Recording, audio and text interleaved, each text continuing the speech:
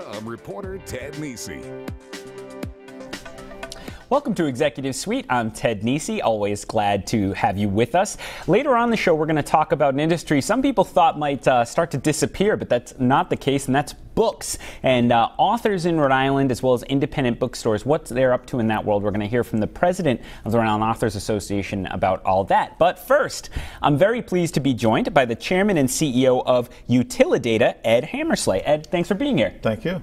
And when I asked how to pronounce his name, he said Slay, like Rudolph and Santa and everything. It makes it easy to do. I like that.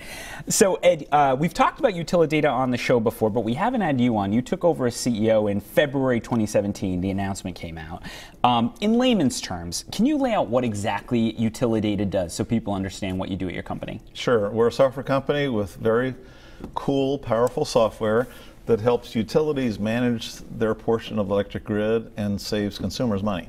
So is it, as people think about it, is it, I would presume they already have software, or they had software. Are you kind of bolt-on software to do other things, or are you trying to get rid of whatever they used in the past to run the grid and start using yours? No, we're more like bolt-on. It's an additional capability that allows them to regulate the voltage and lower it so that the consumer pays less dollars at the end of the month for the utilities they use. That was my next question. So most people watching probably don't run an electric utility, but they have electric bills. You know, they pay. They care about those rates, especially when they're going up. Yep. You allude to it there, but tell us more about how your technology would matter in the end, even if they don't see it, to the average ratepayer. Great question. So let's take the refrigerator. It's keeping your food and beverages cool. The utility supplies electricity to your house, and they're allowed to give you anywhere from 114 to 126 volts to do that. You won't notice a difference. Your temperature set at whatever it's set at, right? But if you're running it at 114 instead of 126, your bill's lower. Our software goes into the grid and manages that down as low as it can possibly be, so the consumer at the end of the day pays less money. But the great news, the consumer doesn't have to do anything, they just pay less money. So that's fascinating. So are you checking in advance, say, okay, that house only seems to need 120 for that purpose or whatever, so we can take them down? Or is it more like across the grid there are these opportunities that they weren't taking before? Yeah, so I'll start geeking out and talking about algorithms now, but but basically the software reads signals from the grid and uses those signals to interpret how the grid should deliver electricity, and then actually sends command to devices on the grid to tell them how to behave. So you're here in Providence. We'll talk in a bit. You came to Providence a couple of years ago. But you're not by any means just doing this in Rhode Island. How widespread is your technology being used now? Where's it being used? Who's using it? So global, Canada, Middle East, all parts of the United States, from the Northeast here to the Midwest to the West Coast, serving populations of folks. All over the world. Yep. So is it always a utility that you're selling it to, or are there other purposes as well for the software you guys make? There are other uses for it. Interestingly, manufacturing plants or any campus-like environment like universities, if they have a dedicated substation, which is a term for a relay area, we can use our software to save them anywhere from 3 to 5% on their energy bills. Wow. So anyone with a big energy consumption would have a reason to talk to you, you'd say. Yep.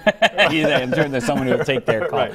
So one of the things you work on is the security of the electric grid. And we've heard these scary scenarios, God forbid, but some experts would say you could see a terrorist taking down part of the grid, or a rogue nation using a cyber attack to try to monkey with how things work, taking down the power.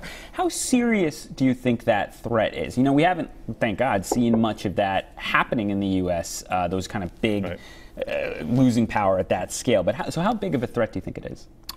Well, it's a very real threat. It manifested itself in Ukraine a few years ago, so we know it's real and capable. What happened there?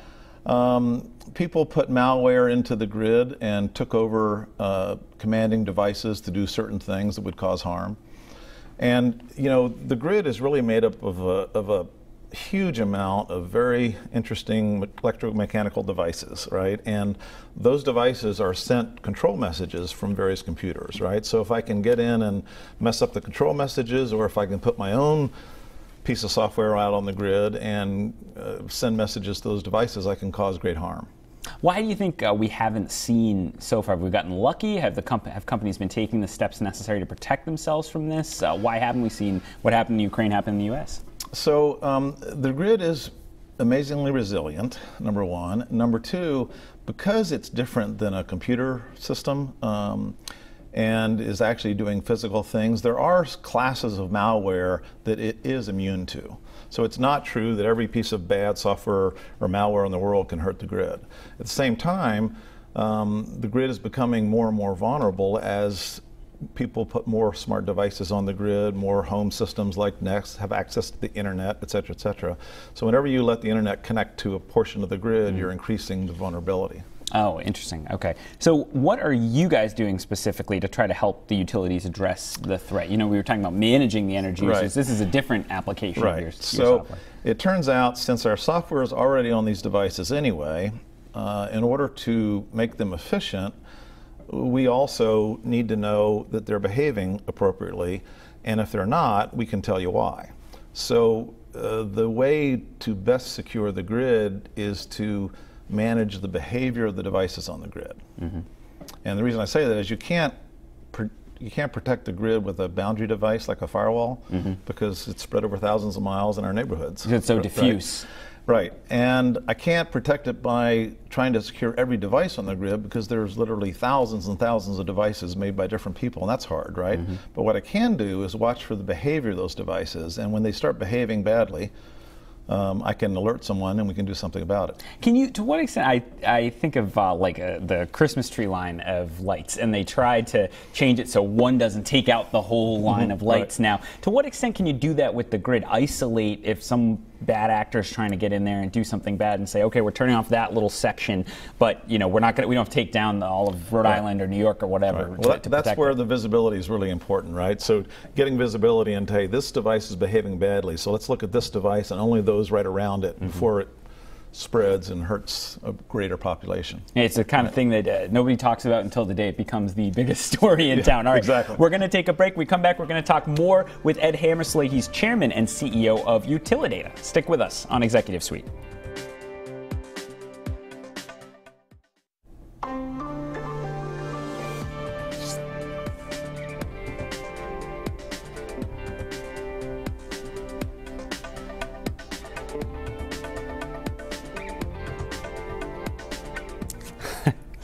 Couldn't hear it in the studio for a sec, so I wasn't sure what was going on. Welcome back to Executive Suite. I'm Ted Nesi. Later on the show, we're going to talk about authors and the world of books and what's up with all that. But right now, very pleased to be joined by the chairman and CEO of Utilidata, Ed Hammersla. And Ed, I had your predecessor on this show way back in 2015. That was nearly 3 years ago. What's happened to the company since then? What's been some of the biggest things you've been working on? Well, we've expanded the products to provide cybersecurity for the grid and give them new capabilities to deal with renewable energy, such as solar and wind. We've expanded the footprint of our customers across the nation from the East Coast to the West Coast and beyond the borders of the U.S. And we've added some really interesting, great, talented people that we were able to source from Rhode Island, some from Brown, some from URI, former NASA scientists, that sort of thing. How big are you now? How big has the company gotten? We're just under 40 folks, with some pretty aggressive growth plans for the future. Nice. So what are you excited about looking forward as we're hitting the end of 2017 as we tape this, looking ahead to 2018? Yep. So, you know, it's fun to be in an environment where the software you're selling to people can change people's lives and make the world a little bit of a better place, right? So to the extent that we can enable more renewable energy for people, that's reducing greenhouse gases, it's creating new jobs. To the degree that we can provide the protection for potential cyber events, that's also a great thing to be doing for the country. So. You brought up renewable energy. That's another thing I'm interested in asking you about. So one thing you hear about when you talk to utility execs, when you talk about the folks who run ISO, the grid overall in New England, is they all say they support renewable energy, and they get the policy reasons folks are pushing that, but they say it's a new challenge for the grid to have these power sources that are, you don't just flip on and off by burning coal or whatever it is. You have, how much wind do we have today? Is it a cloudy day or the big time sunshine for solar? What are you guys doing? How is your software part of figuring out that future of the grid and how we manage that? That's a great question. Interestingly, the software was originally designed with the recognition that the grid will eventually be a place where there are multiple random processes. And if you think about the old grid, where you were pushing predictable amounts of energy into it from coal or nuclear, then the only really unpredictable part was how is it being consumed? When does the consumer turn on their refrigerator, their TV, or whatever, right? Which is why only the blackouts usually happen when it was really hot, run out of air or whatever, Right. So when you introduce wind and solar, you introduce new random processes into the grid, right? Fortunately for us, our founder designed that in mind with our software. So our software sits there and recognizes a new solar panel and says, oh, there's a new solar panel that can generate energy for me. That's another random process. I'll just add that random process to the other random processes I'm already processing and keep moving on. How big a challenge do you think that, there are people who talk about they would love to get to a day they think where we had 100% renewables. To what extent will we always, based on what you know about the grid, will we always need some of those, for lack of a better word, dumb energy sources or older energy sources that you can burn that coal anytime you want, as much as you want, to the extent you have supply? So it's certainly achievable, but not without some new innovations and some new technologies. Storage is a big part of it, right? Because there has to be a mechanism to store energy in times where there's no wind and no sun. Right? But that's a challenge, right? The storage? Well, of course it is, but you've got big companies like Tesla doing a lot in storage now. So I think the technology's there. The ability to coordinate those technologies is kind of where our role is, to orchestrate the movement of that. No matter how the electricity is generated from solar or wind, it still needs to be distributed out to homes and businesses, and that's the role of our software. So over the course, I want to pivot a little bit. Over the course of this year, we've had some announcements about more tech companies coming to Rhode Island, or companies starting tech branches here. General Electric, Johnson & Johnson, Virgin Pulse, Infosys. You were here since 2012, actually. You had a no-interest loan from the state that I think has been paid back a while ago by Utilidata, and it's part of what attracted you here from Washington. What's your feeling as a tech executive with a little more experience in Rhode Island and a company like that about the potential for the tech industry here? To what extent do we have the talent necessary to fill those kind of jobs? And especially when you look up the road, you have Boston and Cambridge, and such a hub for all that. Right. Well, a couple things. One, you have great sources of educational institutions here, Brown and URI and others, right? And the population you mentioned up in Cambridge is a 45-minute train ride away as well, right? And more and more people that I talk to talk about Providence being the right kind of size, big enough to have all the resources you want, but then still small to maintain a little, family atmosphere and quaintness and all that, right? So for us, Rhode Island's a great place to be. The other piece I'd mention is from a technology point of view. The governor has done an incredible job of stimulating innovation. In fact, a piece came out today about how Rhode Island is really probably the first in the nation to revamp the whole regulatory construct with utilities.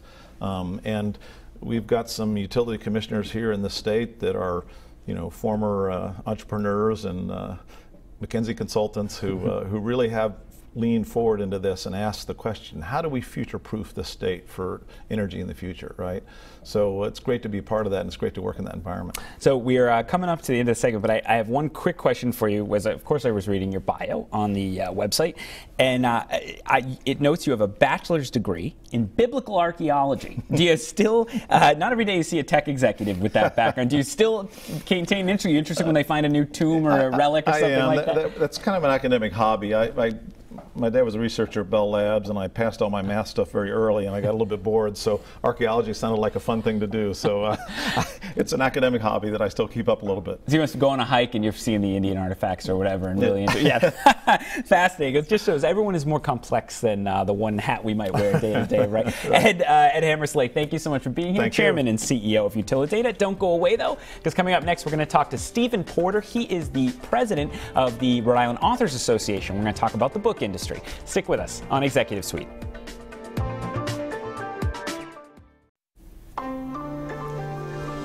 Welcome back to Executive Suite. I'm Ted Nesi, and now I'm pleased to be joined by Stephen Porter. He is the president of the Association of Rhode Island Authors. Stephen, thanks for being here. Thanks for having me on. And I, of course, know a Rhode Island author myself, since my colleague Tim White had a book out last year. That's great. Good. He's very interested to see this. People think of authors. I don't know where they think, honestly, authors are. Maybe New York, the publishing world there and everything. Tell me a little about the Association of Rhode Island Authors. How big is the organization, and what's its history? Sure. Well, we're about 6 years old. We started out with just 5 or 6 of us. And we were all individually published. Some of us were self-published, some of us traditionally. But we were trying to help each other market and promote and get behind the books. And there was no organization in the state that really had done that. And very rapidly, we went from 6 of us. And without really doing any recruiting of any kind, today we have 325 published authors who live in Rhode Island who are members of the group. That's fascinating. So a lot more people than people might think are publishing books, writing books and publishing them. We had on some months back Gerald Carbone, who wrote the New Brown and Sharp history, who was a bit of a labor of love. He worked with the company, and it was the stuff he came out with fascinating, and of course focused on Rhode Island. Are most of the people you talk about there, most of them hobbyists? Are they professionals doing this? Is they're trying to make it their full-time job, something middle? Sort of what's the demography of your membership? Oh, it's across the board. We have those people who consider themselves professional writers.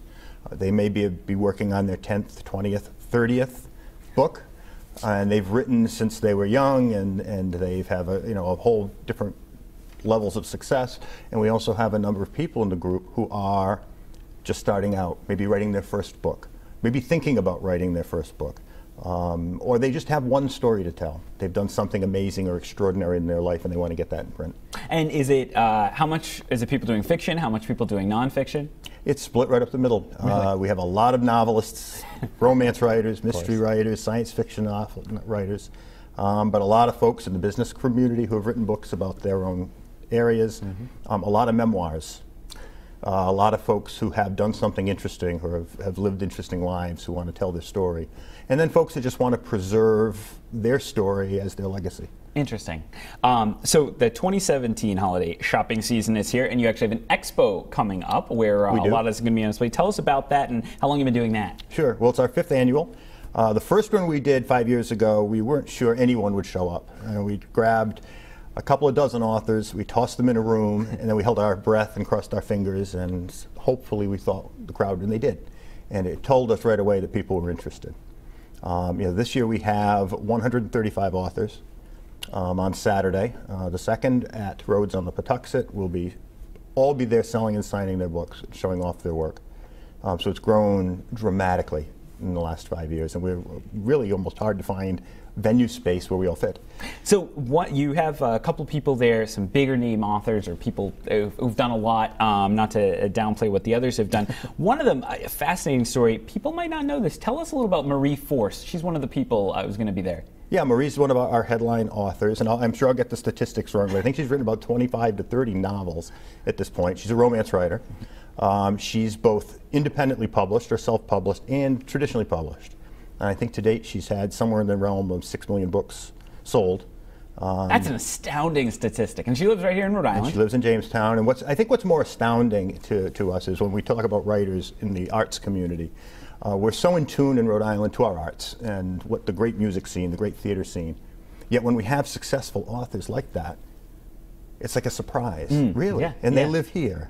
Yes, we do, and there are a lot of us. Yeah. I haven't had that kind of commercial success myself, but the writing that happens in the state and the authors that are here is tremendous. It's an amazing place to write. I think of Chris Van Allsburg, too, who wrote Polar Express as a Rhode Islander as well. Talk about a famous book there. This is its time of year. We can go all the way back to H.P. Lovecraft. That's right, yeah. Our granddaddy of Rhode Island writing.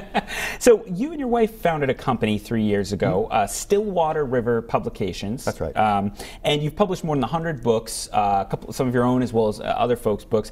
Do you consider it a self-publishing company, a traditional publishing company? What's the business model on that? Well, we consider ourselves hybrid. We're somewhere up the middle, where we can work with self-published authors or independent authors, but give them that traditional publishing feel. Right now, with the technological advances that have come down in publishing in the last 10 years, with ebooks, which have revolutionized everything in print-on-demand publishing, which allows you to produce professional works without having to carry a garage full of inventory.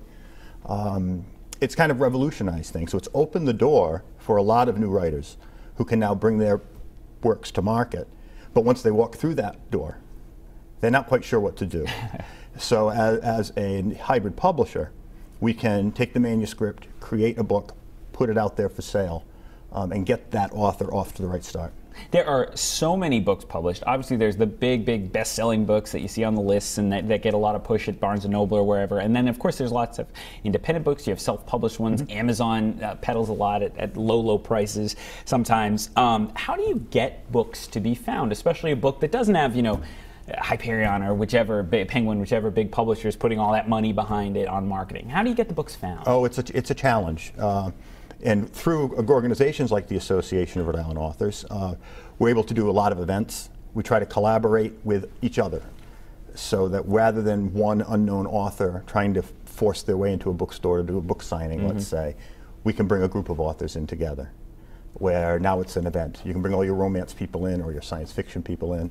We sent 8 authors to Comic-Con this year, and the awareness and the visibility is tremendous. Yeah. So it puts your local author on that same stage with the big-time author and allows their work to speak for itself in that market. And we've shown some footage today of the folks at Books on the Square, one of the state's independent bookstores over in Providence. But you yourself are, you'll be their competitor before long, because I believe you and your wife are now expanding to add an independent bookstore. The plan, as I understand it, in Pawtucket across from Slater Mill? Correct, that is correct. So people thought independent bookstores was going to go the way of the dodo with Amazon and everything else. What's been the story there? That hasn't happened. Well, what's happened is it's kind of an evolution.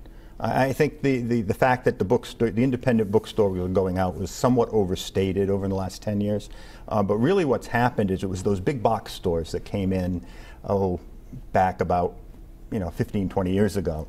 And all those giant Barnes & Nobles and Borders stores opened up next to all the malls. Full disclosure, I worked at a Borders as a kid. Okay. Yeah, yep. I started out at Walden Books a long time ago. And those stores are really what drove a stake into the heart of the independent stores, and then Amazon came along, and that was it. But since then, customers have gotten used to ordering from Amazon, but they miss that personal experience of going into a bookstore, doing the browsing, looking at all the stuff, having that experiential visit. And those big box stores, the Borders are gone. Barnes & Nobles have shrunk, and a lot of those other big box retailers have gone away. So there's now an opening for the independent store again. And those that are run well are doing very well. And when do you expect yours to open? We're literally weeks away. Oh, nice. Hopefully okay. days. We had a minor construction delay. We were hoping to be open by now. And once we're open, once we get the keys, we're going to be in there in 4 or 5 days and ready to go and have a great selection of bestsellers and local titles and everything else. Who knows, maybe someday you'll have a ballpark nearby. We'll find out. Fingers are crossed. We'll see what happens. Stephen Porter, President of the Association of Rhode Island Authors, thank you so much for being with me. And thank you for joining us for this week's Executive Suite. Remember, if you missed any of this episode or any other episode of the show, you can catch them all on WPRI.com. And we're also on iTunes as a podcast. So you can subscribe, get it on your smartphone every week, along with our sister show, Newsmakers. See you back here next week on Executive Suite.